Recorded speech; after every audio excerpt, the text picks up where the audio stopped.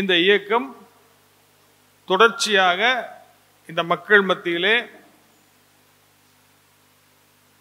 100 ஆண்டு காலமாக இந்த இயக்கம் செயல்பட்டு வருகின்றது. இந்த மக்கள் மீது சுமத்தப்பட்ட அடிமை விலங்குகளை உடைத்து கொண்டு வருகின்றது. வள்ளுவன் குறிப்பிடுகிறான், அறிவு அற்றம் காக்கும் கருவி என்று.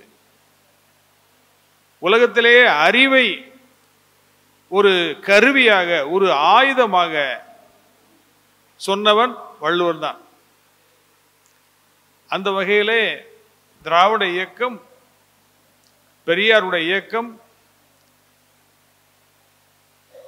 இளைய தமிழ் தலைமுறையை, திராவிட இளைஞர்களை, இளம் பெண்களை அறிவாயுதங்களாக மாற்றக்கூடிய காரியத்தை தொடர்ச்சியாக செய்து வருகின்றது. நாம் அடிமை தளத்திலிருந்து விடுபடுவதற்காக அறிவாயுதம் ஏந்துகின்றோம். ஆனால் நம்முடைய எதிரிகள், பார்ப்பனிய RSS கும்பல் நம்மை மீண்டும் அடிமைப்படுத்துவதற்காக அவர்கள் தொடர்ச்சியாக செயல்பட்டு வருகிறார்கள். நாம் அடிமைத்தனத்தை உடைத்து மேலே வர வேண்டும் என்பதற்காக தொடர்ச்சியாக செயல்படுகிறோம். அவர்கள் மீண்டும் நம்மை அடிமை படுகொலியிலே தள்ளுவதற்காக சோர்வின்றி செயல்படுகின்றார்கள்.